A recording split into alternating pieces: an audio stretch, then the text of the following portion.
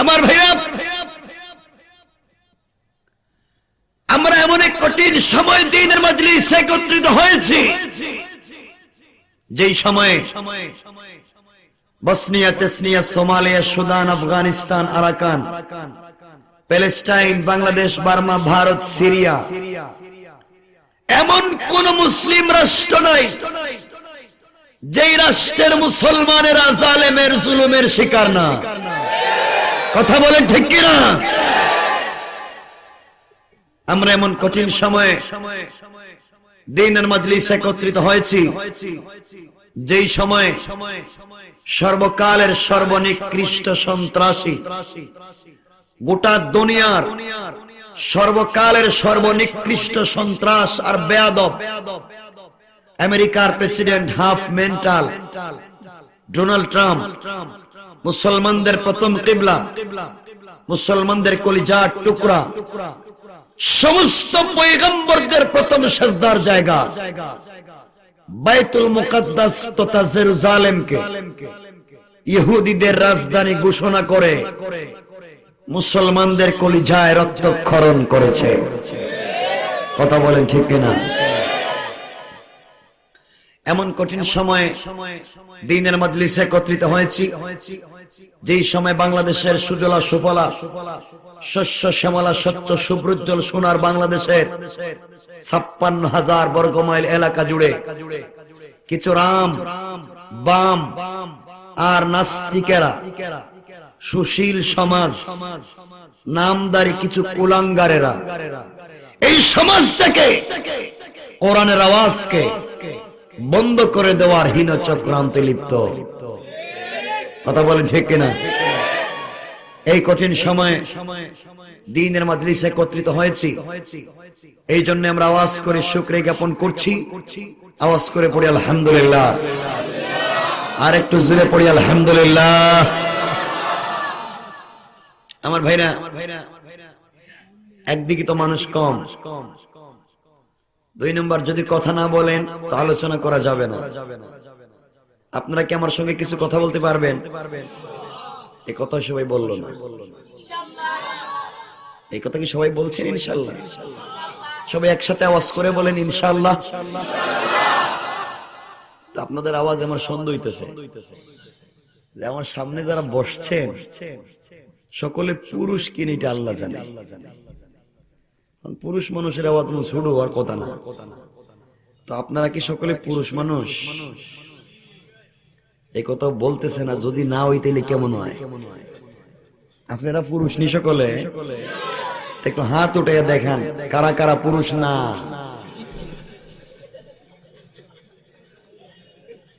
এই অবস্থা আপনাদের। এই পুরুষের মধ্যখানে আপনারা বসলেন কেমনে? আপনারা পুরুষ না? আমার ভাইরা, আপনাদের মনোযোগ আকর্ষণ করবার চেষ্টা করছি। আমি যেহেতু প্রোগ্রাম পর্যন্ত চলে এসেছি, আমি কিছু কথা বলবো এই কোরআন থেকে, তাফসীরুল কোরআন বিল কোরআন। এক আয়াতের ব্যাখ্যা আর এক আয়াত দিয়ে করব। সময় থাকলে তাফসীরুল কোরআন বিল হাদিস, সুযোগ থাকলে হাদিসের দিকে যাব। তো কথা হলো, এই কথাগুলা কোরআন থেকে বলবো, আপনারা শুনতে রাজি আছেন? যদি আপনার বিরুদ্ধে যায় অসুবিধা নাই। আপনার বাবার, আপনার পিসাবের, হ্যাঁ, কোনো সমস্যা নাই তো? কথাগুলো বুঝে শুনে বলতেছেন? কথা বুঝেই বলতেছেন তো? ঠিক আছে, ঠিক আছে। আমার আলোচনার বিষয় হচ্ছে, উসুল হচ্ছে দুটা। 1 নাম্বার, যতক্ষণ কথা বলবো একজন উঠবেন না। কেন আসছি যখন কিছু কথা বলবো, আজকের আলোচনা শুনে যান, হয়তো জীবনের কামিয়াবি চলে আসতে পারে। বসতে পারবেন না ইনশাআল্লাহ? 2 নম্বর বিষয়, যতক্ষণ কথা বলবো একটু আওয়াজ দিয়ে হানা বলতে হবে। পারবেন?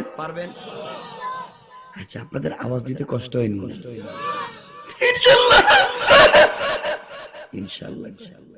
একটু আওয়াজ করে বলেন ইনশাআল্লাহ, আর জোরে বলেন ইনশাআল্লাহ। এই তো পারেন দেখতেছেন, তাহলে আমার কষ্ট দেন কেন? আপনাদের ভালোবাসায় আমি যে মসজিদে জুমা পড়াই, ঢাকার সেন্ট্রাল নারিন্দা, এই মসজিদে শুধু জুমায় লোক হয় 15 থেকে 20,000। কয় হাজার বইছেন আমার সামনে, বুঝতেছেন তো আপনারা? শুধু ভালোবাসায় বসছি, এই জন্য কথা বলবেন তো। এই যে মুরব্বী দেখতেছি মাঝে মধ্যে কয়েকজন বসছে, হেরা হয়তো জোরে আওয়াজ দিয়ে কয় না, যদি হার্ট অ্যাটাক করে মরে যায় তাহলে হসপিটাল পাইবো কই? কারণ হসপিটালে যারা বসছে একটাও ডাক্তার না, সবগুলা ডাকাত আর কসাই। এই কথা বলেন না কেন? এই জন্য এরা কথা কয় না, যদি বাবা হার্ট অ্যাটাক করে মরে যায়। কিন্তু জোয়ান যারা আছে এরা কথা কয় না কেন? যুবকেরা কথা কয় না, যদি এদের গলা ভেঙে যায়। গলা ভেঙে গেলে তো আগামীকালকে পাশের বাড়ির বল্টুর মেয়ের সাথে এই এমসি কলেজের মাঠে গিয়া প্রেম করতে পারবে না। এই কথা বলেন না কেন? এটা ঠিক বললেন কেন? এটা কি ঠিক নাকি? কন্ডিশন খারাপ দেখা যায় এদের, বড় মুশকিল হবে আজকে ওয়াজ করা। যুবকেরা আজকে তোমরা বসো, তোমাদের সাইজ করুম, আজকে সাইজ করুম। তোমরা কলেজের ছুটি হইলে কলেজের গেটে যাও কেন মোটরসাইকেল নিয়ে? আজকে কোয়া লাগবে আমার, এখানে তোমাদের কি ডিউটি? কথা বুঝো নাই মনে হয়? আজকে কোয়া লাগবে আমার ভাইরা, আমার বন্ধুগণ। কত একবারে পরিষ্কার আলোচনা শুরু করার আগে বলে দিচ্ছি, আমার কথা আপনাদের যদি পছন্দ না হয়, বুঝে না ধরে আমি যাওয়ার পরে কোনো সমালোচনা চলবে না, হারাম। যা বলবেন, প্রশ্ন যদি থাকে আপনি পিন্ডালে দাঁড়িয়ে যাবেন, আমাকে প্রশ্ন করবেন, আমি আপনার প্রশ্নের জবাব দেব। কথা বুঝতে পেরেছেন? কথা বুঝতে পেরেছেন? আমি জানতে চাই আমরা সকলে মুসলমান কিনা, আওয়াজ করে বলেন। আমার ভাইরা, এই দেশ মুসলমানদের দেশ, আলিম উলামার দেশ, পীর বুজুর্গের দেশ, ওলি আব্দালের দেশ, গৌস কুতুবের দেশ, মাদ্রাসা মসজিদের দেশ, আযান ইকামতের দেশ।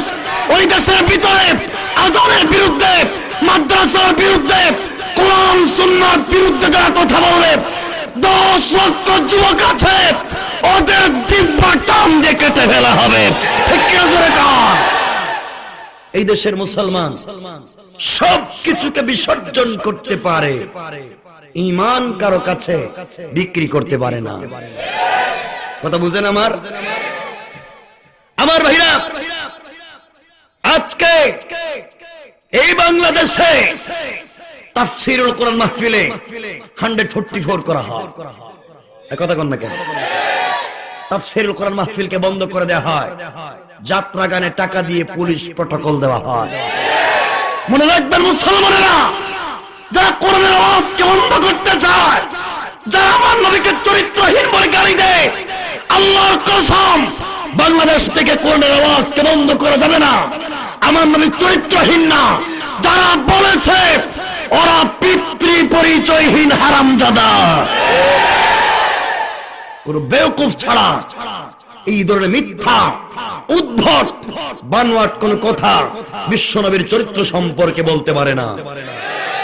কথা বুঝেন আমার? আমার ভাইরা,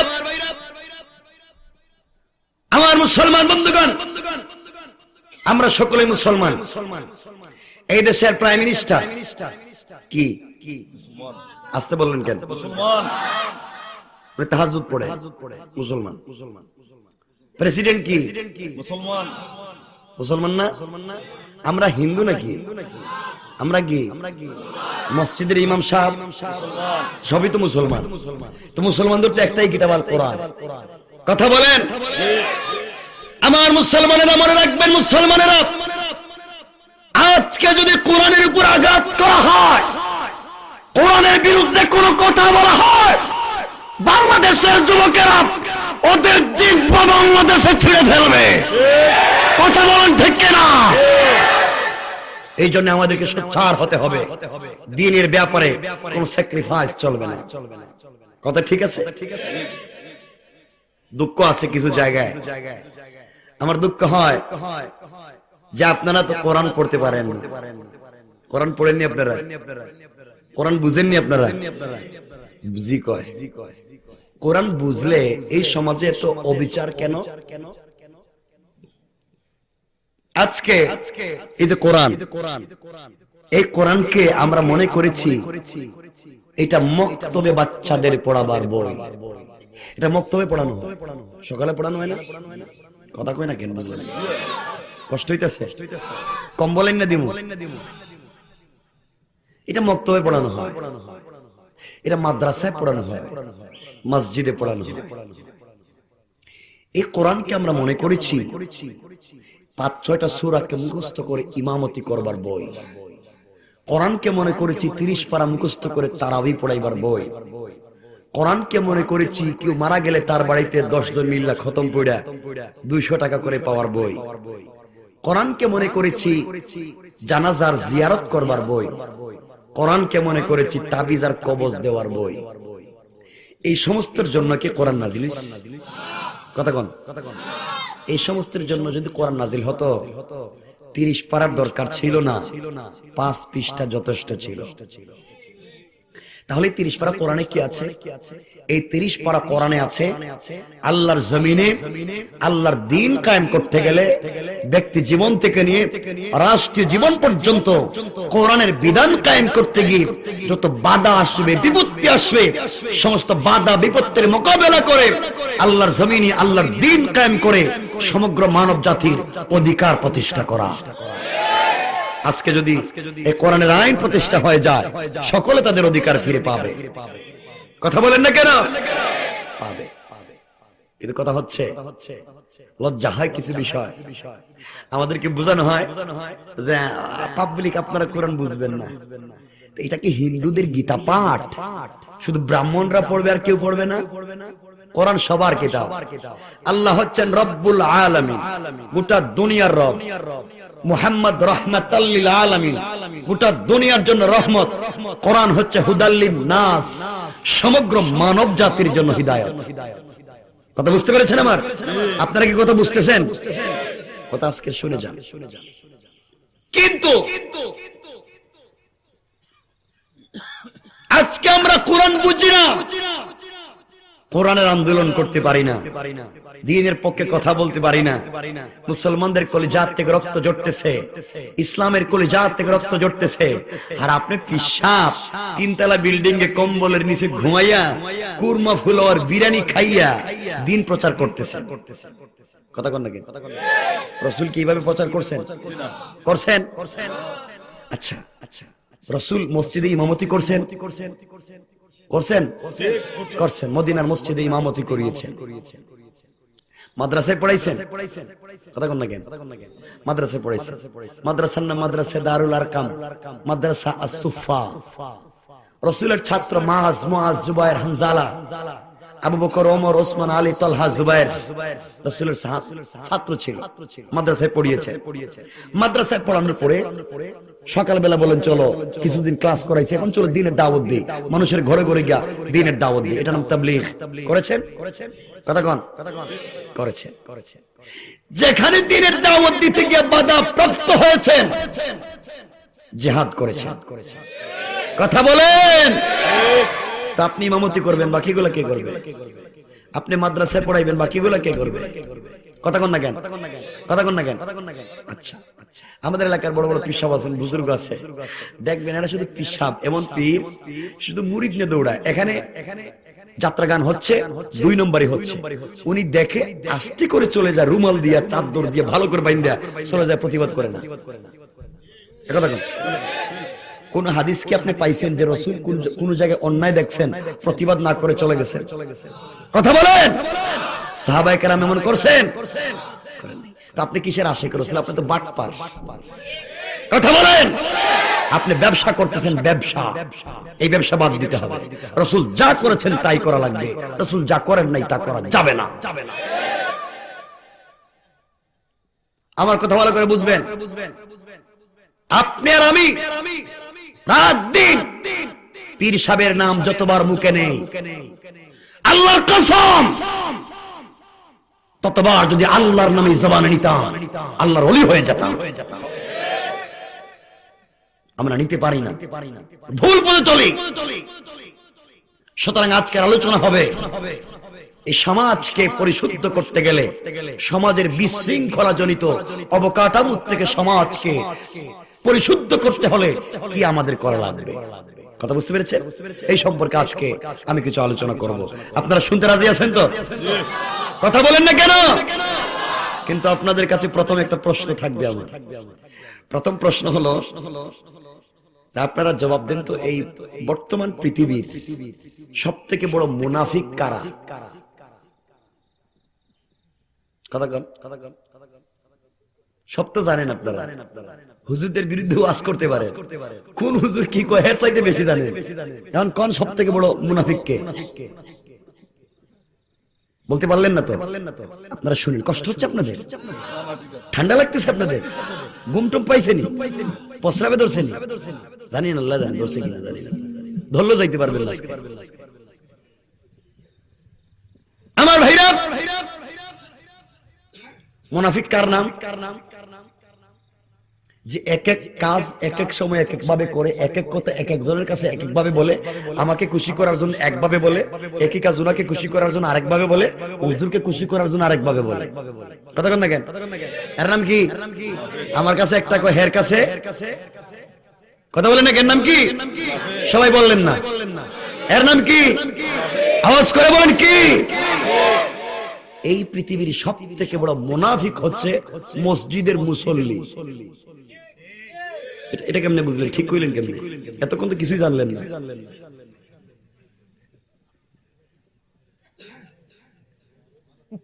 সব থেকে বড় মুনাফিক হচ্ছে মুসল্লিরা। কথাগুলো বুঝবেন, এরপরে প্রশ্ন করবেন আমাকে। আমি আসছি, আমি চাইলে আমি কোরআনিক সায়েন্সের একজন পিএইচডি গবেষক হিসাবে এই কথা বলতে পারি, আমি আজগবি কিচ্ছা কাহিনী কম জানি না, অনেক জানি, বলতে পারি। কিন্তু আসছি আমি এখানে, এর কারণ হচ্ছে আমি এসেছি যাদের সাথে কোরআনের সম্পর্ক দূর হয়ে গেছে, গ্যাপ হয়েছে, দূরত্ব তৈরি হয়েছে। আমি এসেছি এই কোরআনের সাথে সম্পর্ক করিয়ে দিতে, এই দূরত্ব গ্যাপটাকে দূর করে দিতে। কোরআনে আল্লাহ বলেছেন সূরা ইব্রাহিমের 2 নম্বর আয়াতে, কিতাবুন আনজালনাহু ইলাইকা লিতুখরিজান নাসা মিনাজ যুলুমাতি ইলান নূর। আমি কোরআন দিয়েছি, এটা একটা ম্যাগনেটের নাম, একটা চুম্বকের নাম, যা মানুষকে অন্ধকার থেকে আলোর দিকে নিয়ে যায়। সুবহানাল্লাহ বললেন না? সুতরাং এই কোরআন নিয়ে এসেছি অন্ধকার থেকে আলোর দিকে নিয়ে যাওয়ার জন্য। আপনারা কারা কারা আলোর দিকে যাইতে চান না? একটু দেখি। বাপরে বাপ, এখন আছে, দেখা যায়। দেখতে চান না আপনারা? আমার ভাইরা, আমরা অন্ধকার থেকে আলোর দিকে যাইতে চাই কি চাই না? এই পৃথিবীর সব থেকে বড় মুনাফিক হচ্ছে মুসল্লিরা। কেমনে বুঝবেন? এরপরে কথা বলবেন, দেখবেন মিলেনি কাজে আর কথায়। আমরা যে নামাজ পড়ি মসজিদে, এর আগে ওযু করিনি, এর মানে ওযু করে না, মনে হয় ওযু করেন। ওযু কার হুকুম? আওয়াজ করে জবান খুলে বলবেন, কার হুকুম? তরিকা কার? আল্লাহর। তরিকা কার? রাসূলের। মসজিদে যখন প্রবেশ করি, ডান পা দিয়ে প্রবেশ করি, হুকুম কার? তরিকা কার? মসজিদে ঢুকে তাকবীরে তাহরিমার জন্য হাত উঠাই, হুকুম কার? তরিকা কার? রাসূলের। নামাজ যখন শুরু করি, সূরা ফাতিহা আগে পড়ি না অন্য সূরা? হুকুম কার? তরিকা কার? রাসূল। বুঝবেন, তরিকা একটাই কিন্তু পাইতেছি, অন্য কোনো তরিকা পাইতেছেন এখানে? অত তরিকা কোথা থেকে পাইলেন আপনারা? এত তরিকা পাইলেন কই আপনারা? আপনাদের তো তরিকার অভাব নাই। কম সামনে গেলে কম ইনশাআল্লাহ। আজকে আমার ভাইরা, নামাজে গিয়ে আমরা রুকু আগে করি না সেজদা? হুকুম কার? তরিকা কার? দুই সেজদার মধ্যখানে বসিনি, হুকুম কার? তরিকা কার? আমরা ডান দিকে আগে সালাম ফিরাই না বাম দিকে, হুকুম কার? তরিকা কার?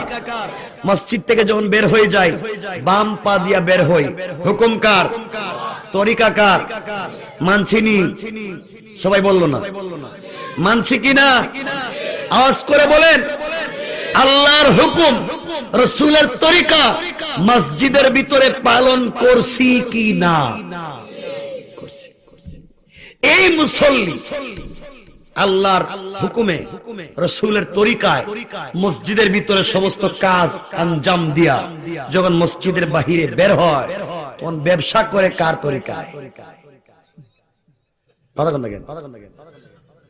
হ্যাঁ, আপনার বউরে চালান কার তরিকায়? আপনার মেয়েরে চালান কার তরিকায়? আপনার বিয়ে শাদী করেন কার তরিকায়? কথা কোন দেখেন? কার তরিকায় কোন? রাসূলের তরিকায়। আপনার জীবন চালাইলেন না রাসূলের তরিকায়, আপনার পরিবারকে চালাইতে পারলেন না রাসূলের তরিকায়, আপনার সমাজ চালাইতে পারলেন না রাসূলের তরিকায়, তো মসজিদের ভিতরে আল্লাহর হুকুম মানলেন, রাসূলের তরিকা মানলেন, মসজিদ থেকে বাইরে শয়তানের তরিকা ধরলেন কেন? কথা কোন না কেন? কথা বলেন না কেন? তাহলে মুনাফিক কে? এখন কথা কয় না। মসজিদের ভিতরে এক কন্ডিশন, মসজিদ থেকে বাইরে আরেক কন্ডিশন, তার নাম কি? এক কথা কয় না কেন? আপনি কি এখন কয় না এরা? আমি তো জানি মুনাফিক, এটা তো পরিষ্কার। মসজিদের ভিতরে এক নিয়ম, মসজিদের বাহিরে আরেক নিয়ম। এখন নামাজের শিক্ষাটা কি?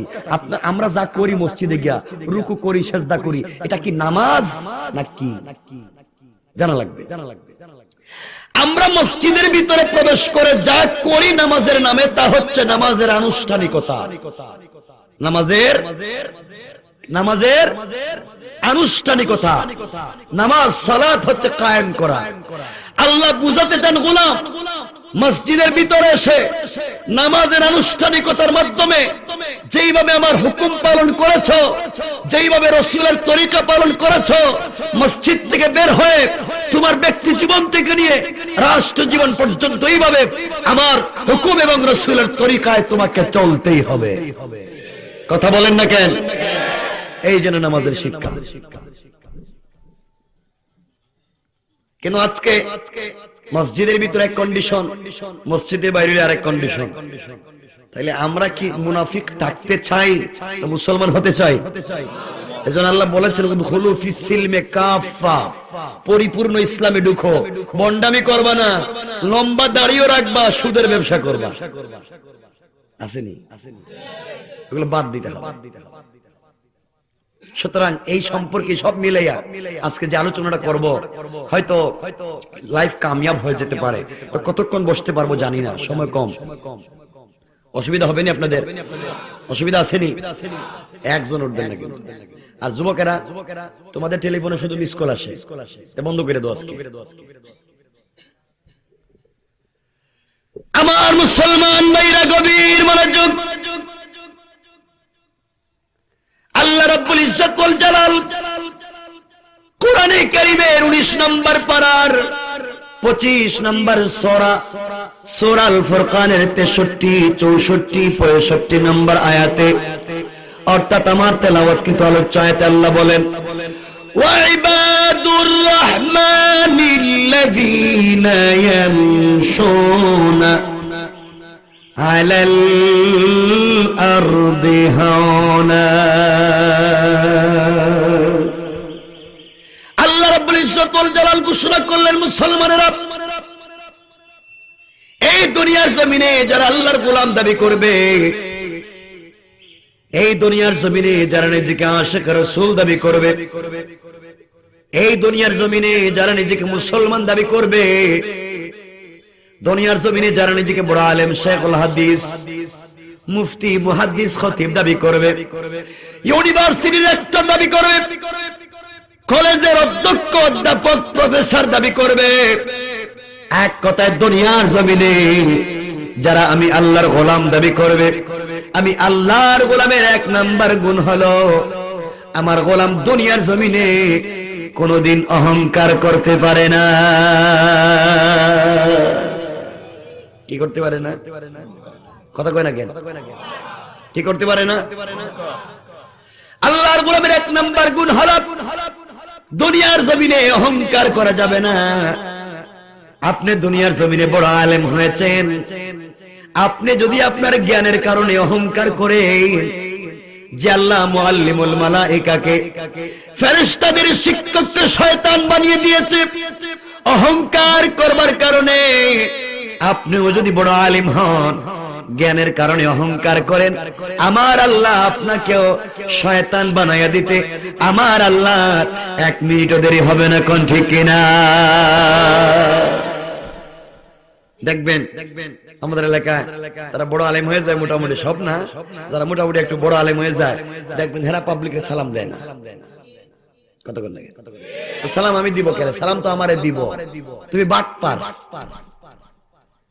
রাসূলের জিন্দেগিতে আবু বকর বলেন, বুখারী শরীফ জিলদে সানি 2য় খণ্ড অধ্যায়ের নাম বাবু লা ইয়াকুলু ফুলান শহীদ। আবু বকর সিদ্দিক বর্ণনা করেন, আমার লাইফ চলে গেল, কত চেষ্টা করলাম জিন্দেগিতে রাসূলকে আগে সালাম দেবার, কিন্তু পারলাম না। সুবহানাল্লাহ বলেন। তো আপনি কে? আপনি শুধু সালাম নেন আর দেন না। দেখবেন বড় পিচ্ছা হয়ে গেলে মুসাফার জন্য হাত দেয় না, দিলে 2 আঙ্গুল দেয়। কথা কোন মিথ্যা বলতেছি আমি? 2 আঙ্গুল দেয়। আর যারা মুসাফার সময় হাতে হাত দিয়া দেখা আপনি ভালো আছেন, ঠিক আছে, আর যে হাত দিয়া দিল বাপ রে বাপ, যে ঠান্ডা হাত, তাড়াতাড়ি যা, আরেকজনের সুযোগ দাও। কথা কোন ঠিক কিনা? তুমি বাক পা, তুমি আলেম না। আমার ভাইরা আসেনি এমন লোক? কথা বলেন। আল্লাহ বলছেন তোমার ভিতরে শয়তান ঢুকছে, তুমি আলেম না। আমার ভাইরা, সুতরাং দুনিয়ার জমিনে যারা নিজেকে বড় আলেম দাবি করবেন, আল্লাহর ওয়াস্তে আপনি অহংকার করতে পারেন না। দুনিয়ার জমিনে যাদেরকে আল্লাহ টাকার মালিক বানিয়েছে, আপনার ছেলে তাকে UK, USA, Italy, France, Australia, Canada, middle east, আপনি ঢাকা শহরে বিজনেস করেন, সিলেট শহরে বিজনেস করেন, আপনি যদি টাকার গরমে অহংকার করেন যে আল্লাহ আপনাকে টাকার মালিক বানাতে পেরেছে, আপনিও যদি অহংকার করেন, আমার আল্লাহ চাইলে আপনাকে ঠেলার ড্রাইভার, রিকশাওয়ালা বানাইয়া দিতে আমার আল্লাহর দেরি হবে না। কোন ঠিক কিনা? অহংকার করা যাবে না।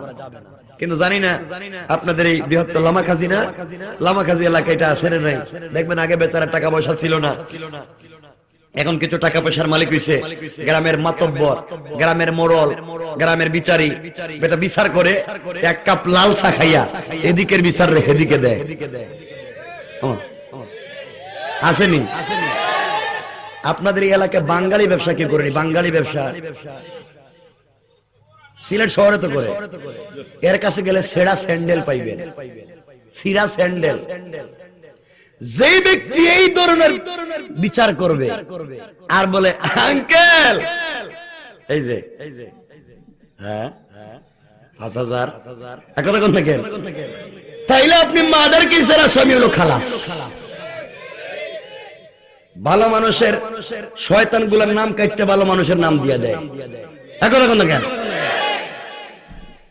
আপনি ঘুষ খাইলেন, ঘুষ খাইয়া আপনি সমাজকে নষ্ট করলেন, আপনার কপালে ছিঁড়া স্যান্ডেলের 200 জুতার বাড়ি।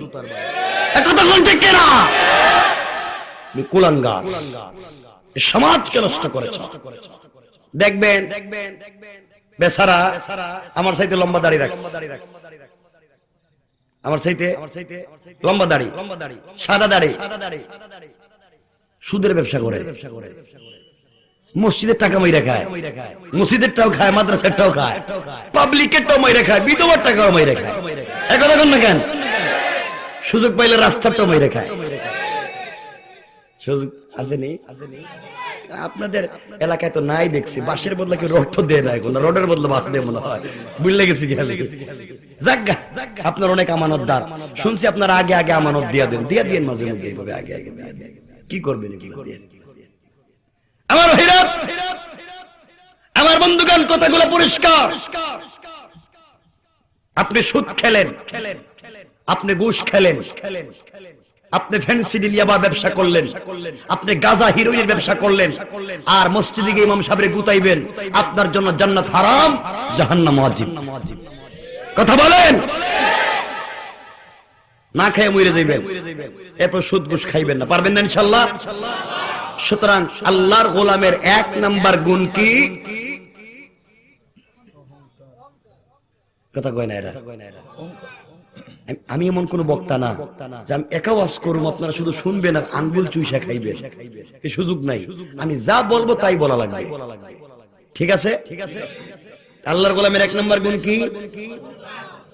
অহংকার। আপনাদের উপরে মামলা আছে নাকি আল্লাহ জানে, তো আসতে কয় কেন? 1 নাম্বার গুণ কি? এই দিন না, আরো দিন আছে। এই দিন ঘুরে গেলে মনে রাখবেন, নমরুদ, ফেরাউন, হামান, সাদ্দাদও বাঁচতে পারে নাই। আপনি যত বড় পাওয়ারফুল হন, আপনিও বাঁচতে পারবেন না। আমার ভাইরা, সুতরাং ক্ষমতার ধাপটে, টাকার গরমে অহংকার করবেন না, ইনশাআল্লাহ বলেন।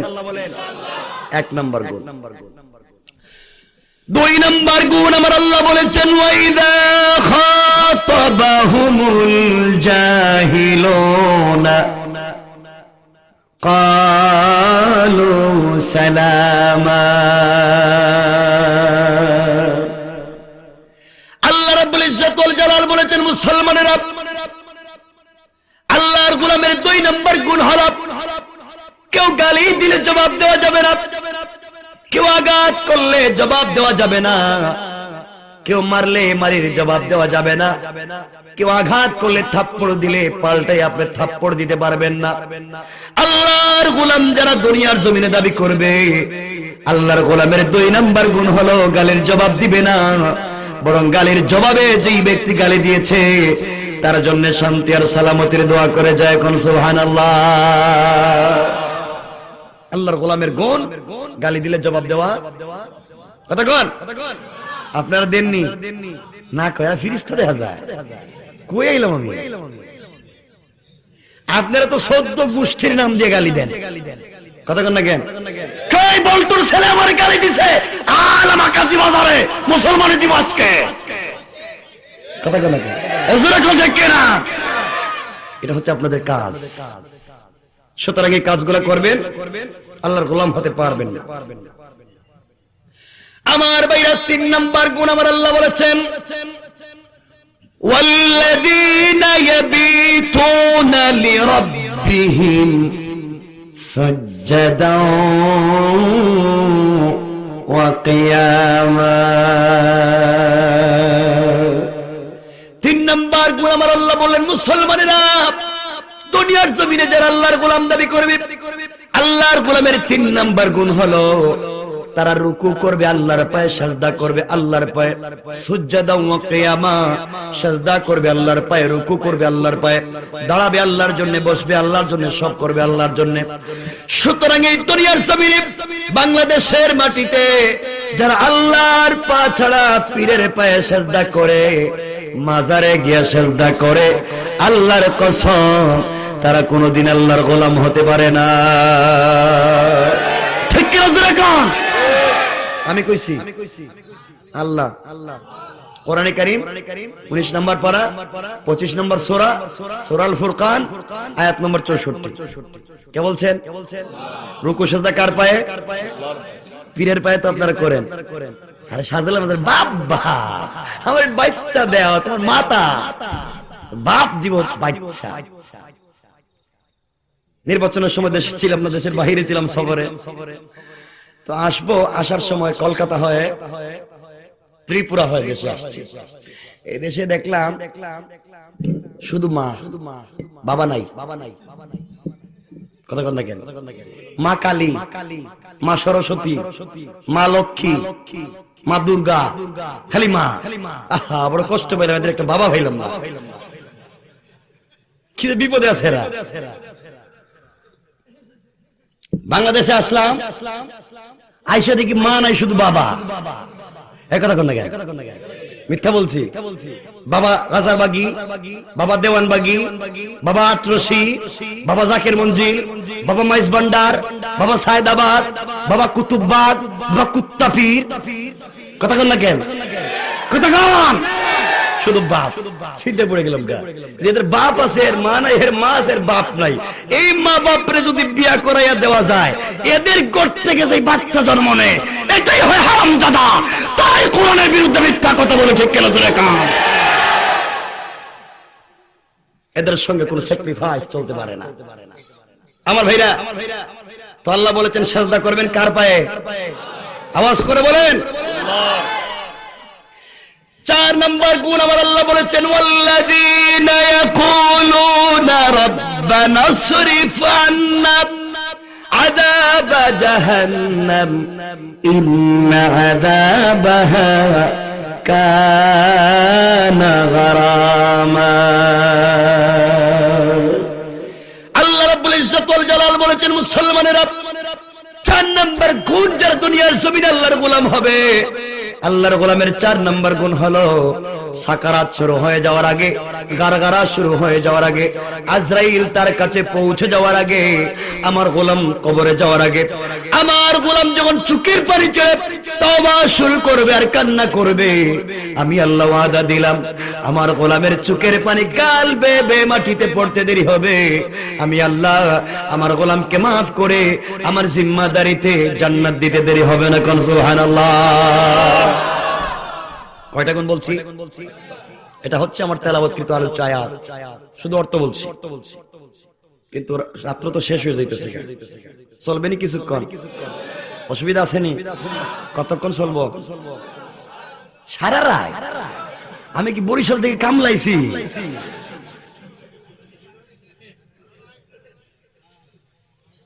আপনারা বসেন, আমি যে আলোচনাটা করতেছি এবং সামনে যে কথাগুলো বলবো, লাইফ কামিয়াব, লাইফ কামিয়াব। শুনেন, এই 4টা গুণ বললাম কোরআন থেকে। এখন হাদিস একটা পড়েছিলাম, এই হাদিসের কথা বলি। আমার বাইরে তাবরানী শরীফ 3 নম্বর খন্ড 1120 নম্বর পৃষ্ঠা 10 নম্বর হাদিস। আব্দুল্লাহ বিন সালাম বলেন, আমি খেজুর গাছের উপরে বসা, আপনার ঘরে আপনি, আপনার স্ত্রী আর আমি ছাড়া চতুর্থ কোনো মানুষ নাই। জেলে চিন্তা করে বুঝলাম আমার মেয়ের নাম মনে না, সিরিয়ালও দেয় না। জেলে জিজ্ঞেস করে, বাবা তুমি কি আমার মেয়েকে দেখো নাই? আল্লাহর পয়গম্বর জবাব দিলেন, বাবা 1 বছর আপনার ঘরে থাকলাম, আপনার মেয়ে দেখবো দূরের কথা, 1 বছরের ভিতরে আপনার মেয়ে একটা কাপড়ও আমি দেখি নাই। সুবহানাল্লাহ বলেন। আজকের একটা বিষয় কমপক্ষে 100 বিষয় পাইবেন, সবগুলো সামাজিক অবক্ষয়। পর্দা কম না বেশি? কম না বেশি? আমাদের দেশে আসেনি? হ্যাঁ, এইদিকে দুলাভাই যাইতেছে, এই যে দুলাভাই যাইতেছে, হ্যাঁ এদিকে তাকাই, আমি দুলাভাইরে চিনিলাম আমার দিকে তাকান। আমি দুলাভাইয়ের কিচ্ছা কইতেছি, কোন দুলাভাইরে আমি চিনি না। এদিকে দুলাভাই যাইতেছে গা, শালিগরের ভিতর থেকে দেখছে, কয় দুলাভাই আইসা যাও। আম্মা নাই কিন্তু আব্বা অনেক গেছে গা, কই তোমার একটু দুধ চা খাওয়া মনে, একটু বাদাম খাওয়া, আর দুজন কইছে বাক বাকুম, বাক বাকুম। আসেনি? না বলবেন না আছে বলবেন? নাই মনে হয়। আরে তাইলে না যদি হয়, তার দুলাভাই শালিরে লইয়া যায় কেমনে? দুলাভাই শালিরে লইয়া ভাগে কেমনে? কথা কোন দেখেন, কত হারামের জমানা। জেলে বলতেছে, বাবা তুমি আমার মেয়েরে দেখো নাই? না। জেলে বলতেছে, তুমি দেখবে কেমনে? আমার মেয়ের জন্মের পরে তার বাপ, আমি আর তার মা ছাড়া কাউরে দেখেই নাই। ও বাবা, আমার এই মেয়েটাকে তোমার কাছে বিয়ে দিতে চাই, আমিও রাজি, আমার মেয়েও রাজি, আমার স্ত্রীও রাজি, তুমি কি রাজি? আল্লাহর পয়গম্বর চোখের পানি ছেড়ে দিলেন আর বলেন, আল্লাহ কি করলাম জানি না, শেষ পর্যন্ত জেলের মেয়েকে আমার কাছে বিয়ে দিচ্ছ। দুনিয়ায় কোনো ভুল করে থাকলে ভুলের সাজা দুনিয়ায় দিয়ে দাও, ইন্তেকালের পরে আমি যেন তোমাকে না হারাইয়া যাই। আল্লাহর পয়গম্বর কান্দেন আর চিন্তা করলেন, গ্রামে গিয়া তো আমার কপালে কোনো বিয়া শাদী নাই, আমি যদি গ্রামে গিয়া বলি আমার নাম সুলাইমান, আমার বাবার নাম দাও, বিয়া করতে চাই, পাবলিক করবে, দিকে আও বিয়া করাইয়া দিই, ঠিক নি? মারবনি? সুলাইমান ইসলাম বললেন, সুযোগ পাইছে একটা কইরা লই, মেয়েটা তো অনেক ভালো, বিয়ে করে নিলেন। আল্লামা জারুল্লাহ জামাখশরী তাফসীরে কাশফে লিখেন, যেই দিন তারা বিয়ের প্রস্তাব হলো, আমার ভাইরা পয়গম্বর সুলাইমান বিয়ে করে ফেললেন। খুব সংক্ষেপে বলে দিলাম, বললেই কি বিয়ে শাদী হয়ে যায়? অনেক কিছু আছে, আনুষ্ঠানিকতা আছে, সব শেষ, বিয়ে হয়ে গেল। যেদিন বিয়ে হয়েছে ওই দিন তাদের ফুল সজ্জার রাত্র ছিল না, ওই দিন তাদের বাসর রাত্র ছিল না। এরপরে রাত্র তাদের ফুল সজ্জার রাত্র নির্ধারণ করা হলো। সকালবেলা মাছ ধরার জন্য দুজন যাচ্ছে। আজকের পরিচয় শ্বশুর আর জামাই না, আজকের পরিচয় জেলে আর কর্মচারী না, আজকের পরিচয় শ্বশুর আর জামাই। কথা বলেন, আজকের পরিচয় শ্বশুর আর জামাই। জেলে আল্লাহর পয়গম্বরের চোখের সামনে পড়ে না। চিন্তা করে জীবনে কত এক বছর কত কথাই নেই, ছেলের সঙ্গে বললাম আজকে আমার মেয়ের জামাই। আল্লাহর পয়গম্বর লজ্জায় চোখের সামনে পড়েন না। চিন্তা করেন, এক বছর এই ব্যক্তির সঙ্গে কত কথাই বলছি, আজকে আমার শ্বশুর। লজ্জায় একজন সামনে একজন পিছনে, কেউ কারো সামনে যায় না। আর বাংলাদেশের শ্বশুর আর জামাই যদি একসাথে হাঁটে তাহলে কেমন লাগে? এটা কথা কয় না, কেমন লাগে? দুলাভাই হাঁটতেছে, দুলাভাই, ঠিক না? ধরেন এখানে সুরমা নদী, এটা সুরমা নদীর পার দিয়ে ঠান্ডার সময় শ্বশুরের জামাই হাঁটতেছে। কিছু যাওয়ার পরে জামাই আব্বা, কিছু বাবা এত গরম কেন? কাব্বা ঠান্ডা লাগতেছে। তো কি করুন কাব্বা, তোমার সিগারেট আছে? সিগারেট থাকলে একটু দাও, আমি অর্ধেক খাই আর তোমার অর্ধেক দেই। দুজন সিগারেট ধরাইয়া লঙ্গি উল্টাইয়া আর মমতাজের গান দইরা দুই দুলাভাইয়ের মতো হাঁটতেছে। কথা কোন লাগে? এটা হলো সমাজ। কোরআন না থাকলে এভাবেই হয়। তো সুলাইমান আর শ্বশুর দুজন, একজন সামনে একজন পিছনে, কেউ কারো সামনে পড়ে না। আমার ভাইরা দুজন কেন নদীতে জাল ধরছে মাছ ধরার জন্য। দুজন কেন নদীতে জাল ধরছে মাছ ধরার জন্য। বছর হয়েছে কতটুকু? সবাই বলেন, 1 বছর। এতক্ষণ তো শ্বশুর আর জামাইয়ের খবর নিলেন, দেশের খবর রাখছেন নি? দেশের ক্ষমতায় কে? কথা বললো না সবাই, আওয়াজ করে বলেন, দেশের ক্ষমতায় কে? শয়তান বসে গেছে দেশের ক্ষমতায়, সবকিছুর দাম বাড়াই দিচ্ছে। 1.5 টাকা দামের কেরোসিন তেল 200 টাকা, 2 টাকা দামের পেঁয়াজ হয়ে গেছে 300 টাকা। পাবলিক স্যার সবকিছুর দাম বাড়াই দিলেন কেন? কিছু বুঝতেছেন? সালারে 6 মাসের জেল দে। পাবলিক তো ভয় পেয়ে গেছে, কেউ কোনো কথা কয় না। সুলাইমানের দেহরক কি আসিফ বিন বরখি এখানে আসেনি? মামার বাজ মানে বুঝেন নাই? ওরা আলোচনা তাফসীর শুরু বুঝলে না বুঝলে শেষ বুঝবেন না। আসিফ বিন বরখি 1 বছর আগে এখানে দাঁড়াইছিল না? আসেনি এখানে? হ্যাঁ, বুঝলাম না। সুলাইমান 1 বছর আগে বাথরুমে গেল, বাথরুম থেকে এসে দেশ চালাইতেছে, সবকিছু দাম বাড়াই দিতেছে, পাবলিকের মাথা খারাপ, আমারে কিছু কয় না কেন? দেখকাল তো চাকরি থাক আর যাক। দেখকাল সুলাইমানের কি হয়েছে? আসিফ বিন বরখিয়া রাজ সিংহাসনের দিকে তাকাইছে, তাকাইয়া দেখে তো শয়তান। শয়তানে শয়তানরে চিনে না, জিন্নাতে জিন্নাতে চিনে না, এক সুরে আরেক সুরে চিনে না। কয় শয়তানের ধরো, হে কয় হেরে ধরো। কে কারে ধরবে? আপনি গেছেন সিলেট শহর জিন্দা বাজারে কেনাকাটা করার জন্য, ঠকাইছিলেন সিটকেচুর পকেট মার, পকেটে হাত দিয়ে দিস। আপনি কইলেন ধরছি, হে কয় আমিও ধরছি। পাবলিক আপনারে সাইজ করবো শেষ পর্যন্ত। এ কয় এ শয়তান, হে কয় হে শয়তান, এ কয় হেরে ধরো, হে কয় হেরে ধরো। কে কারে ধরবে? দুটোটা দিছে দৌড়। শয়তান যেইভাবে মানুষের সুরত ধরতে পারে, ওইভাবে বাতাসের সঙ্গেও মিশতে পারে। বাতাসের সঙ্গে মিশে গেছে। হাতে আংটি আছে নি? কথা কয় না কেন? সখরা চিন্তা করে, আংটি তো হাতে, আংটি দেখে তোমার চিহ্নে ফেলাই বুকু যাইতেছি, হে আংটি খুললা নদীতে ফেলাইয়া দিছে।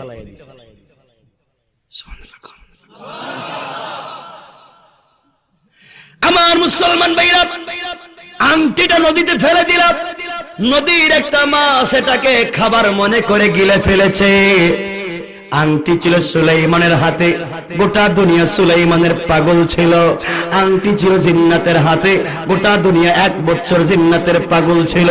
আংটি চলে গেল মাছের পেটে, গোটা নদীর মাছ পাগল হইয়া এই মাছের পিছনে দৌড়া।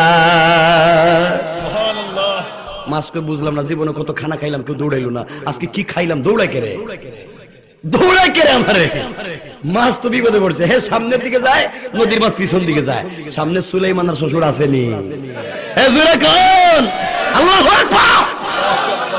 মনে হয় তাফসীর বুঝাইতে পারতেছি না। সুলাইমানের শ্বশুর আসেনি, মাছ দৌড়তে দৌড়তে জান বাঁচানোর চিন্তায় জালের ভিতরে ঢুকে গেছে। গোটা নদীর মাছ দৌড়ে জালে ঢুকে গেছে। সুবহানাল্লাহ জোরে কর। আল্লামা ওবায়দুল্লাহ সিন্দি ইনকিলাবী তাফসীর লিখেন, যখন জাল টান দিয়েছে দুইটা ব্যাখ্যা। কেউ বলেছেন এক টানে 30 নৌকা মাছ, আর কেউ বলেন এক টানে 70 নৌকা মাছ পাইছে। সুবহানাল্লাহ, তো আস্তে কই না, জেলে কই বুঝলাম না। মেয়ের জামাইরে নিয়ে প্রথম দিন মাছ ধরতে আইসাই যদি এত বরকত, তাহলে এত বরকত জানলে তো 2-4 মাস আগে বিয়া দেওয়ার দরকার আছে, আর একটু বেশি পাইতা। যাক যা পাইছে আগামীতে পাওয়া যাবে না।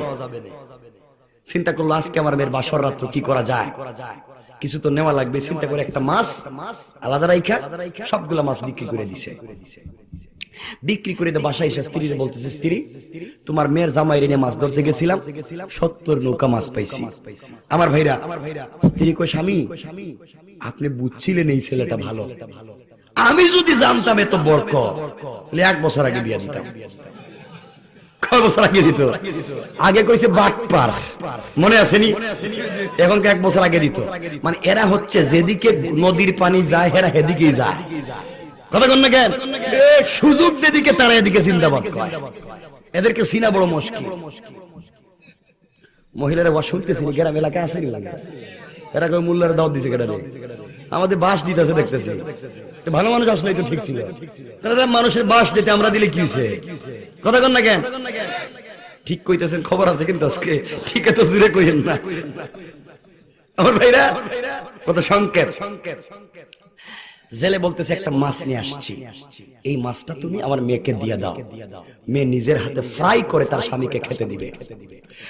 আমার ভাইরা গভীর মনোযোগ।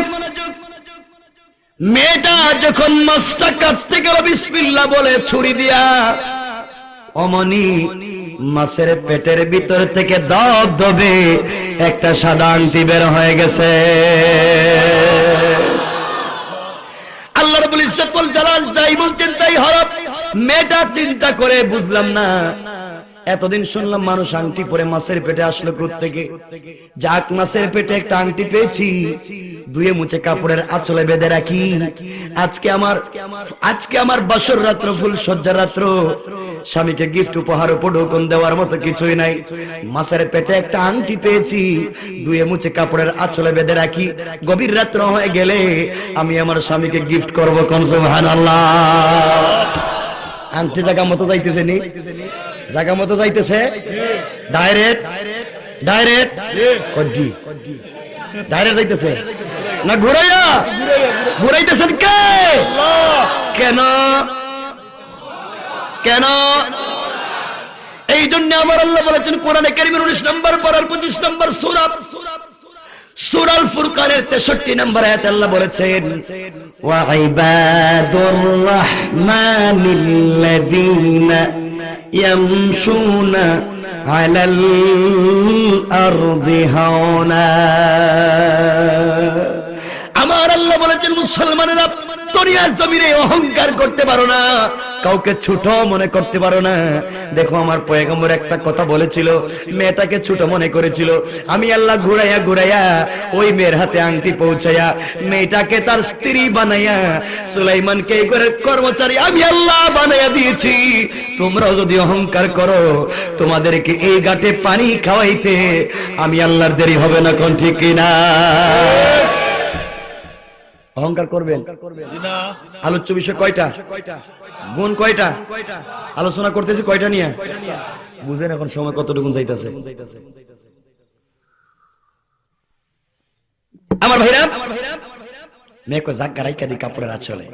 রাত্রবেলা খাওয়া দাওয়া শেষ, সংকেত করে দিতেছি, তাদের রাত্র হয়ে গেছে গভীর, আর আমাদেরও সমান সমান তো।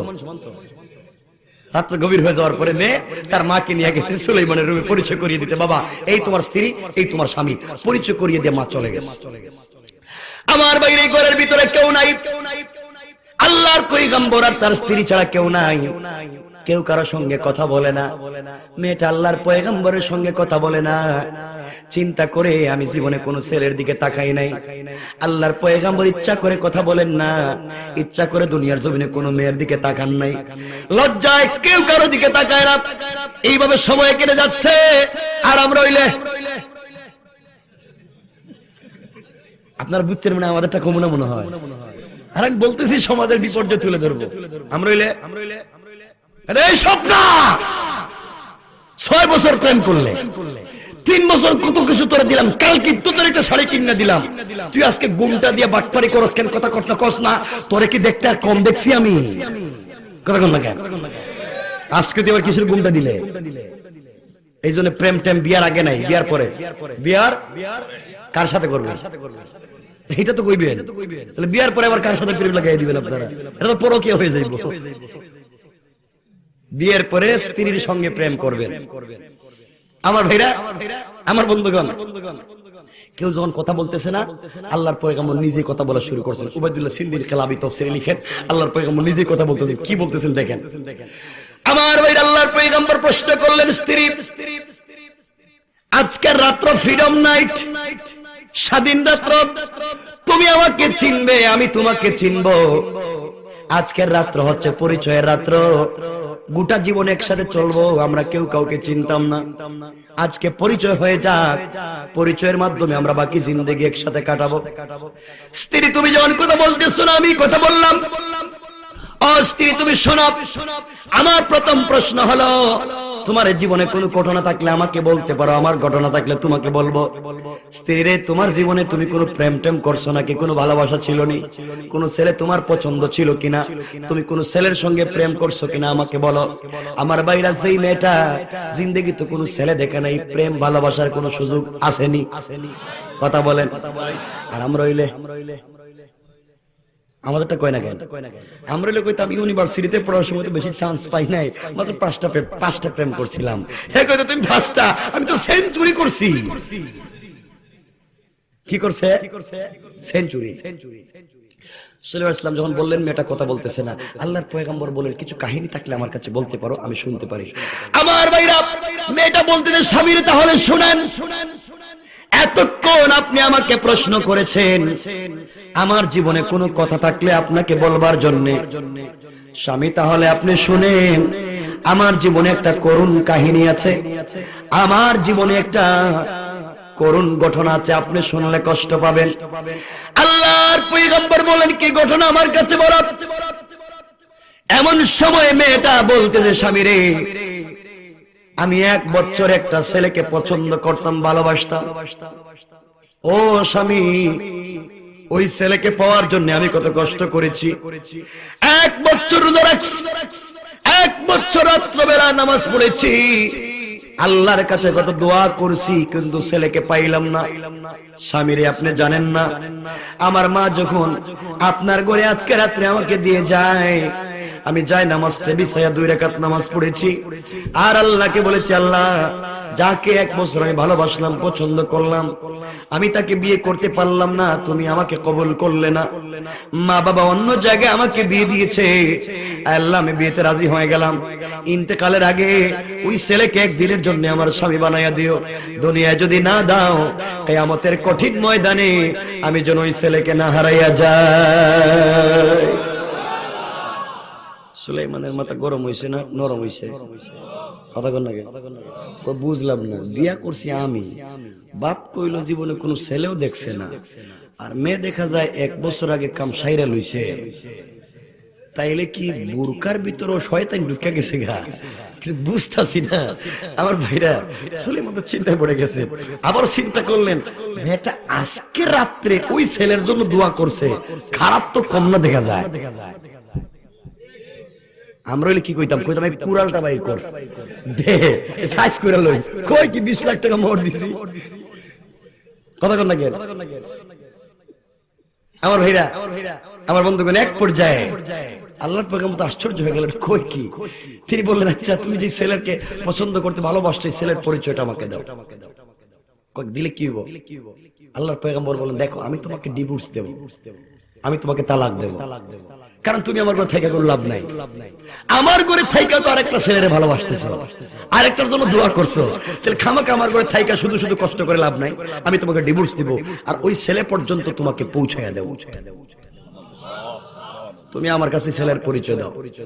মেয়েটা হাতে হাত রেখে বলতেছে, আমি সত্য বলছেন, আপনি এই ছেলে পর্যন্ত পৌঁছায় দিবেন। শুনেন, এই ছেলে ছাড়া কিন্তু বাঁচবই না, আমার জীবন মরণ এই ছেলের জন্য। সুলাইমান বলেন, ঠিক আছে, ছেলের পরিচয় দাও। আমার ভাইরা, মেয়েটা বলতেছে, স্বামী, এই ছেলে এমন একটা ছেলে, ওই ছেলে ছাড়া আমি বাঁচবো না। ছেলেকে পাওয়ার জন্য কত মায়ের খাইছি, মা মারছে, বাপ মারছে, খাবার বন্ধ করে দিছে, নামাজ রোজা কত কিছু করলাম, কত দোয়া করলাম, কবুল হলো না। আল্লাহর পয়গম্বর বললেন, ছেলের নাম কি? মেয়েটা বলতে, স্বামী রে, ওই ছেলে হলো আমাদের দেশের বাদশা পয়গম্বর সুলাইমান। সুবহানাল্লাহ, জোরে পড়েন। সুলাইমান আলাইহিস সালাম বলেন, আমার নাম কইলো কেন? মনে মনে কয়, এখন যদি সুলাইমান আলাইহিস সালাম কয় আমার নাম সুলাইমান, আমি বাসর করে বউ মারবো, মারবো নি। তো সুলাইমান হইলো কেমনে? তুমি আমার ঘরে কর্মচারী ছিল 1 বছর, সুলাইমান কেমনে হইলা? আচ্ছা, কথা কোন বাস্তব বলছি না, মায়ের খাওয়া লাগবে নি, কি নোটিশ আল্লাহ করে দিয়েছেন, পরিচয় দিতে পারো। তুমি এইভাবে ঘুরাও, কে করতেছেন? আল্লাহ। আল্লাহর পয়গম্বর চিন্তা করলেন, মনে হয় আমি নেই, শয়তান হইতে পারে, আরেকটা তো আমার শুরুতে আছে, এইটাও তো হইতে পারে, দেখা যাক কি হয়। আল্লাহর পয়গম্বর বলেন, আচ্ছা, এই ছেলের সঙ্গে তোমার পরিচয় কেমনে, একটু কত দেখি। তুমি কি ছেলেকে কোনদিন দেখছো? মেয়েটা কইতে, স্বামী, ছেলেরা তো দেখিনি, না দেখেই প্রেম, না দেখেই। আর আপনারা কথা কান্দা কেন? আপনারা তো সালাক, সুলাইমান আছে, সালাক না আপনারা? এই বাস রেখা দিলাম আজকে, এদিকেও যাইতাছি না কিন্তু। ধরেন, লামা খাজির এক ছেলের সঙ্গে ঠুকের বাজারের এক মেয়ের প্রেম। আসিনি এখানে, আল্লাহ জানি, থাকলে আমার নাম কই কেন? বিপদ নাকি? আমি কইতাছি না, কেউ চিনি না ভাই, আমি কইলো কি? তো ছেলে কইতাছে, তোমার সঙ্গে এতদিন ধরে প্রেম দেখা সাক্ষাৎ হয় নাই, দেখলাম না একদিনও, তাহলে কোথায় দেখা করে যায়? কয় এই যে কোন জায়গার নাম খুঁজে পাইতাছি না, এই যে বন্দর, কোর্ট পয়েন্ট, গুল চত্বরে ফ্লাইওভারের নিচে, ওভার ফ্লাইয়ের নিচে তোমার সঙ্গে আমার কালকে সকাল 10টায় দেখা। ছেলে কই, ঠিক আছে। বাসায় আইসা দেখলো একটাও প্যান্ট নাই। বন্ধুর কাছ থেকে 1.5 হাত লম্বা কোমর একটা প্যান্ট ভাড়া করছে, রশিদে বান ছেটে ভালো করে বান দিয়া জুতা একটার ভিতরে কাগজ ঢুকাইয়া পায়ে পড়ছে, দেখা করতে যাইতেছে। ছেলে যাওয়ার সময় চিন্তা করলো, কাছে গিয়ে একটু দূরে থাকবো, আগে ফোন দিয়ে দেখবো এর সিস্টেমটা কেমন। কথা বুঝেন নাই মনে হয়? আমি গিয়ে কমো, আমি তো কিন্তু জায়গা মতো আসছি কোর্ট পয়েন্টে, তুমি কই? ছেলে গিয়া ফোন দিছে, তুমি কই? মেয়েটা কই, আমি তো কোর্ট পয়েন্টে ওই যে গুল চত্বরে ওভার ফ্লাইট নিচে। আমিও তো নিচে, আসলে হ্যাঁ মধুবনের সামনে। ওর তোরে দূর থেকে দেখবো, এই মেয়েটারে দেখতে আসলে মেয়ে দেখা যায় না খালাম্মার মতো দেখা যায়, দেখা লই। মেয়েটা যখন ফোন ধরছে, ছেলে দূর থেকে দেখো, আল্লাহ কি, এই তো আমার খালাম্মার চাইতে বয়স বেশি দেখা যায়, আর চেহারা দেখা যায় কাউয়ার চাইতে আরো কালা। টেলিফোন বন্ধ করে লা ইলাহা ইল্লাল্লাহ সুবহানাকা ইন্নী কুনতু মিনাজ জালিমিন। আল্লাহ আমার জান তুমি বাঁচায় ফেলাইছো। বাপ দিছে এক দৌড় লামা খাজি। মেয়েটা টেলিফোন দিয়ে সংযোগ বিচ্ছিন্ন, আবার ট্রাই করে দেখেন পাওয়া যায় কিনা। কথা কন না কেন? এই হলো ঘটনা। সুলাইমান আলাইহিস সালাম তো চিন্তায় পড়ে গেছে, না দীক্ষা কেমনে সম্পর্ক, বলতো আমার ভাই। রাগ করতেছেন আপনারা? এই কথাগুলো বলার অর্থ হলো, আমি জানি আপনারা এগুলা করবেন না, এগুলা হারাম কাজ, এগুলা চরিত্র বিধ্বংসী কাজ। কথা বুঝতেছেন? আমার ভাইরা, কথা সংক্ষেপ। আল্লাহর পয়গম্বর বললেন কেমনে পরিচয়। মেয়েটা বলতে দে স্বামীরে, তাহলে শুনেন, সুলাইমান বিয়ে করবে এই খবর আমাদের গ্রামে আসলো। আমি আমার মায়ের কাছ থেকে শুনেছি। মায়ের কাছ থেকে শুনবার পরে আমি বলেছিলাম, মা, আল্লাহ চাইলে আমাকে তো সুলাইমানের স্ত্রী বানাইয়া দিতে পারে, আল্লাহ তো আমাকে ধনী বানাইয়া সুলাইমানকে গরিব বানাইয়া দিতে পারে। ওই কথা বলার পরে মা আমাকে মারলো। মায়ের মারায় আমি আঘাত প্রাপ্ত হয় নাই, কিন্তু কষ্ট হয় এত দোয়া করলাম, আল্লাহ আমার দোয়াকে কবুল করলো না। সবথেকে বড় ব্যথা, আমি যখন বিয়ের প্রস্তাব দিয়ে আল্লাহর পয়গম্বর সুলাইমানের কাছে পাঠিয়েছিলাম, এমন সময় সুলাইমান আমাকে গরিব মনে করে আমার প্রস্তাবকে প্রত্যাখ্যান করে দিল, আমার প্রস্তাবকে টুকরা টুকরা করে ফেলে দিল। গরিব হওয়ার কারণে আমার প্রস্তাবকে গ্রহণ করলো না। আমি আল্লাহর কাছে দোয়া করে বলেছিলাম, আল্লাহ, আজকে যে ব্যক্তি আমি গরিব হওয়ার কারণে আমাকে প্রত্যাখ্যান করেছে, তুমি তো তাকে চাইলেও গরিব করতে পারো, আমার ঘরে আনতে পারো। স্বামীরে তো দোয়া করলাম, আল্লাহ কবুল করলো না। করছেনি? জোরে কান, আর একটু জোরে কান। মেয়েটা তো জানে না, চিনে না। স্বামী, ওই সময় থেকে আমি সুলাইমানের ভক্ত। আমি মনে মনে বলি, আল্লাহ, একদিনের জন্য হলো যেই ছেলে অহংকার করে আমাকে কবুল করলো না, আল্লাহ তুমি ঘুরাইয়া ওই ছেলেকে তো আমার কাছে দিতে পারো। কেমনে কি হয়ে গেল, তো দোয়া করলাম, কবুল হলো না। শেষ পর্যন্ত তোমার সঙ্গে আমার বিয়ে হয়ে গেল। ও স্বামী, তোমার পরিচয় আমি জানি না, কিন্তু আমার মা বাবা বলেছেন তোমার চরিত্র ভালো, তুমি অনেক সুন্দর। সুলাইমানকে পাই নাই তো কি হয়েছে? আমার মনে বড় আশা ছিল সুলাইমান আমার স্বামী হবে, আমি তার খিদমত করব, তার মাথা থেকে পা পর্যন্ত যদি পোকায় ধরে যায় আমার জিহ্বা দিয়ে চেটে চেটে পোকাগুলাকে পরিষ্কার করব, আর খিদমত করে করে আল্লাহর তৈরি জান্নাতে যাব। এত কিছু আশা ছিল, কবুল হলো না। ও স্বামী, আমার শেষ কথা হলো, সুলাইমানকে পাই নাই তো কি হইছে?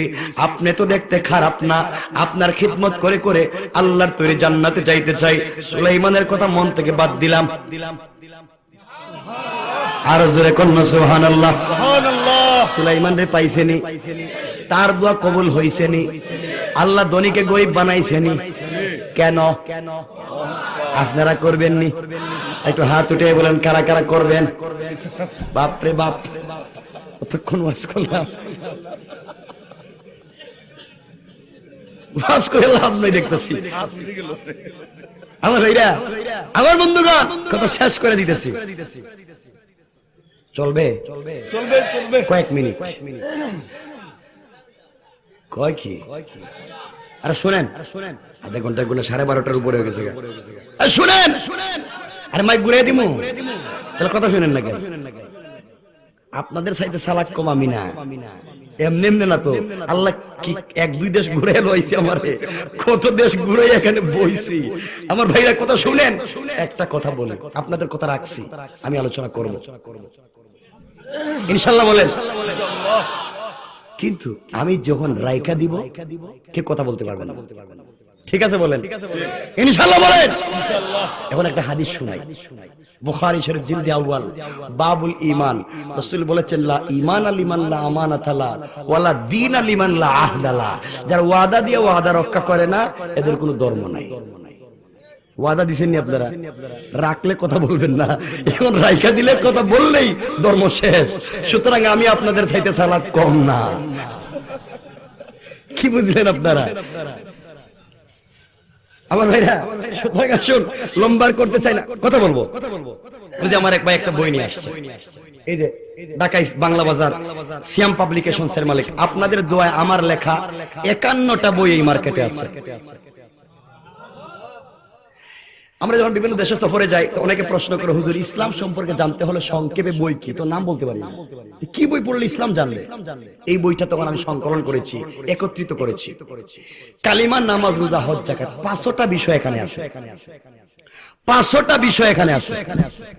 আমার ভাইরা, 5টা পাইবেন। সাথে সাথে কি আমল করলে ডায়াবেটিস হবে না, প্যারালাইজড হবে না, ক্যান্সার হবে না, আলসার হবে না, কি আমল করলে ছেলে সন্তান পাবেন, কি আমল করলে মেয়ে সন্তান পাবেন, কি আমল করলে শিল্পপতি হবেন, কি আমল করলে জাদুটুনা করে কেউ কিছু করতে পারবে না, কি আমল করলে আল্লাহর দিদার লাভ করবেন, কি আমল করলে রাসূলকে স্বপ্নে দেখবেন, সবই বই আছে।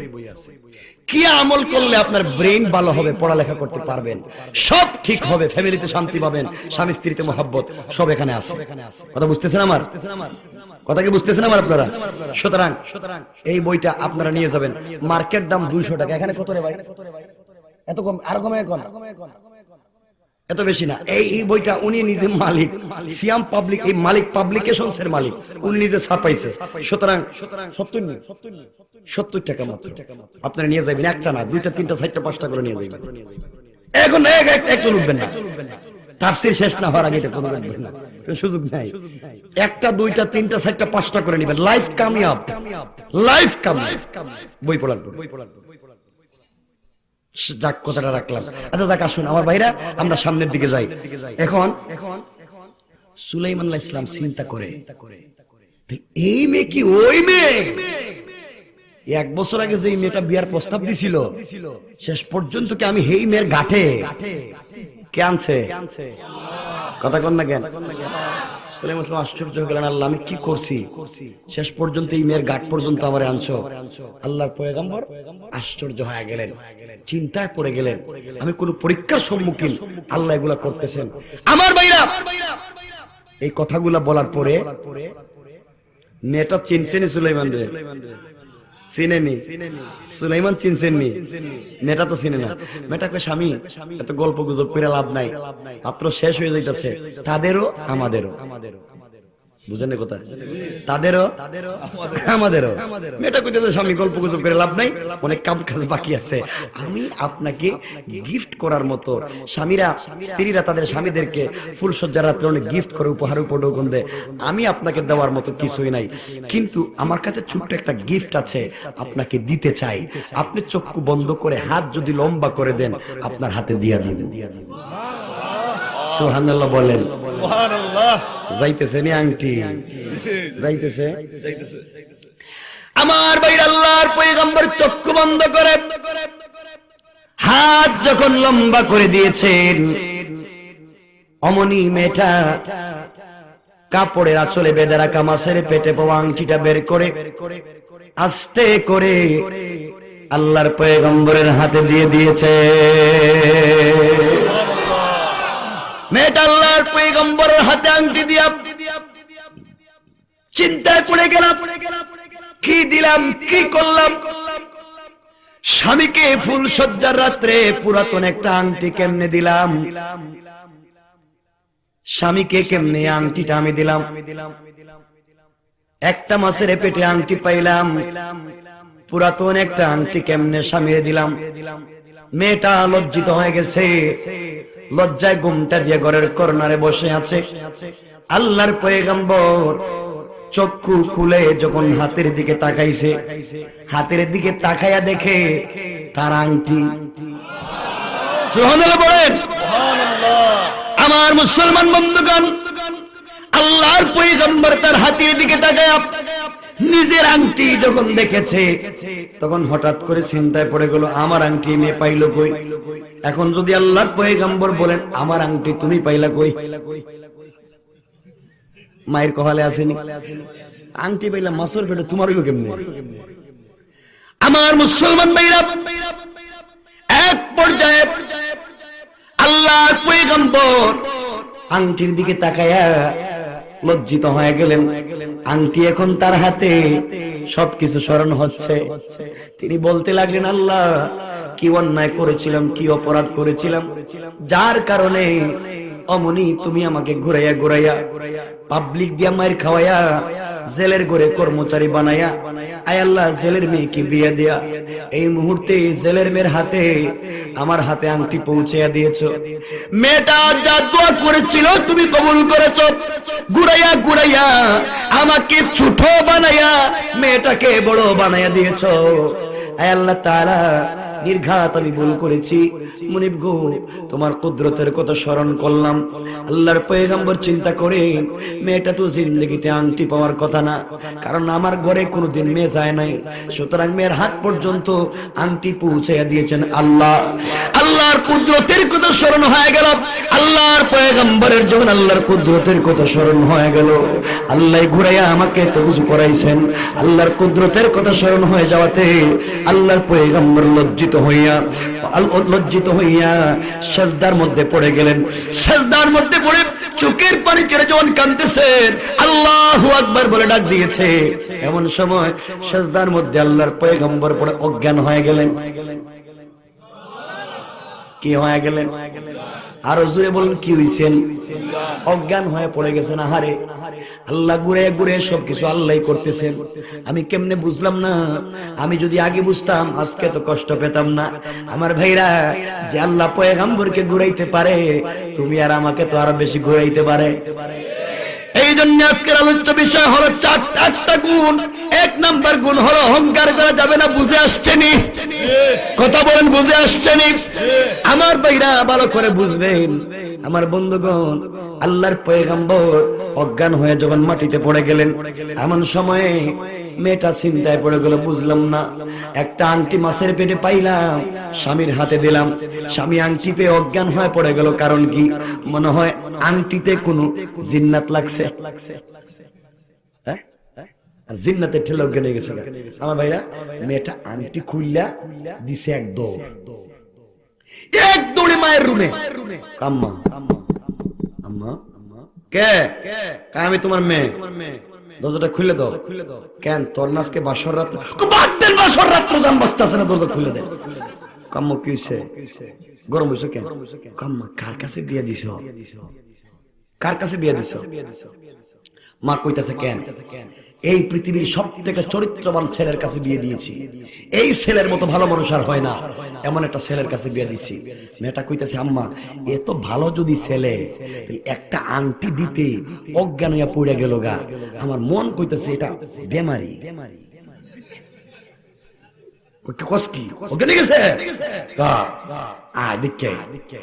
মা গেছে, দেখে সুলাইমান সত্যি অজ্ঞান। আমার কিন্তু দোষ নাই, সব দোষ তোর বাপের। তোর বাপে কইছিলাম এই ছেলের কাছে বিয়া দিতে, তোর বাপ বিয়া দিয়া তোর লাইফ নষ্ট করছে। সকালেও তোর বাপরে সাইজ করু পোল্ট্রি মারছে, আবার বাইরে দিস। সব দোষ তোর বাপের। আমি কি করুম?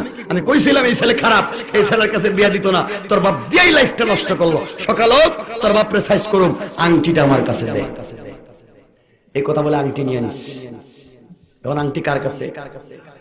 সুলাইমানের। কার কাছে? আপনারা মনে শাশুড়ি কন্যা মনে হয়। সুলাইমানের কার কাছে? আংটি শাশুড়ির কাছে। সুলাইমান কই? সবাই বললেন না। আসুন আমার ভাইরা, রাত্র 1:45। সুতরাং আর লম্বা করবো না। সুলাইমান আলাইহিস সালাম অনেক কষ্ট করছেন, 1 বছর মায়ের কাছে জেলের করে থাকছে। এখন একটু অজ্ঞান হইছে, আমরা ঘুম পড়াই দিলাম। আল্লাহুম্মা বিসমিকা মুতাহিয়া, তুমি ঘুমাইয়া যাও, তোমার ঘুম ভাঙ্গামু না। কারণ সুলাইমানের যদি এখন ঘুম ভাঙ্গে আর কয় আমার আংটি গেল কই, আগে বউ মারতে এখন শাশুড়িও মারে। কথা বল। তো সুলাইমান ইসলাম অজ্ঞান হয়েছে, অজ্ঞান থাক, জ্ঞান ফেরানোর দরকার নাই। আংটিটা শাশুড়ির কাছে আছে, শাশুড়ির কাছেই থাক, আংটি আনার দরকার নাই। ইনশাল্লাহ সুলাইমান ঘুমায় যাগা। আগামী বছর 1 বছর ঘুমায় থাকুক। আগামী বছর ঘুম থেকে উঠাইয়া শাশুড়ির কাছ থেকে আংটি এনে দিমুনে। বুঝেন নাই? রেখে দিলাম। সুলাইমান ঘুমাইছে, একটু ঘুমাইতে দেন। অনেক কষ্ট করছে, অনেক মায়ের খাইছে, একটু ঘুমাইছে, একটু ঘুমাইতে দেন। সুলাইমান তুমি ঘুমাই যাও, আর শাশুড়ির কাছে আংটি থাকুক। ইনশাল্লাহ আগামী বছর তোমার ঘুম থেকে উঠা মনে, আর শাশুড়ির কাছ থেকে আংটি আনিয়া আবার পরিচয় করাইয়া দিব মনে। ঠিক আছে? কি না কি বুঝলেন আপনারা? শোনো আমার ভাইরা, আর লম্বা করলাম না, এখানে রেখে দিলাম। আমার জন্য দোয়া চাই, আপনাদের জন্য অনেক বেশি দোয়া এবং শুভকামনা থাকলো। এই তাফসীরুল কোরআন মাহফিলের জন্য দোয়া করবেন। গোটা এলাকাবাসীর জন্য একজন উঠবেন না। ভালো জায়গায় রাখছি, আপনারা বুঝেন না? সুলাইমান এত কষ্ট করছে, একটু ঘুমাইছে, আপনারা ঘুম থেকে উঠেন কেন? তাড়াহুড়া করেন কেন? ঘুমাইছে, একটু ঘুমাইতে দেন। 1 বছর ঘুমা, আগামী বছর উঠাবো। স্ত্রী শাশুড়ি যে দজ্জাল মার্কা, এর সাইজ করতে হলে সময় লাগবে, অনেক কাহিনী লাগবে। এরপরে শাশুড়ির মানাইয়া আংটি টাইনা দিতে হইবে। কথা কোন থাকেন? সুতরাং থাক, শাশুড়ির কাছে আংটি থাক, সুলাইমান ঘুমে থাক, আগামী বছর ঘুম থেকে উঠাবো। আপনাদের জন্য দোয়া থাকলো, আমার জন্য দোয়া চাই। আমার কথায় যদি কোনো কষ্ট পেয়ে থাকেন, আলোচ্য বিষয় ছিল 8টা গুণ। কয়টা গুণ? কয়টা নিয়ে আলোচনা করছি? একটাও শেষ করতে পারি নাই। 1:45, 10:30, 11:30, 12:30। ও বাপ রে বাপ, 2 ঘন্টার উপরে। কি মনে করছেন আরো করবো? এখানে থাক, নামাজ পড়বে না দেখা যাবে। নিয়ত খারাপ, রাইকা দিলাম, আর সামনের দিকে যাব না। আমার জন্য দোয়া চাই, আপনাদের জন্য দোয়া থাকলো। এই প্রোগ্রামের আয়োজন যারা করেছেন তাদের জন্য অনেক বেশি দোয়া এবং শুভকামনা থাকলো। দেশি বিদেশি প্রবাসী সবার জন্য দোয়া থাকলো। আপনারা চান না এই প্রোগ্রাম হোক আগামী বছর? সবাই সহযোগিতা করে যাবেন, সবাই নিজের মতো করে এই প্রোগ্রামের আয়োজনে থাকবেন। আর আমার জন্য দোয়া চাই, জীবনে একবার আসছি, আর আসবো বলে কোনো গ্যারান্টি নাই, কারণ আমার কষ্ট হয়ে যায় দূরে আসা, এজন্য দোয়া চাই।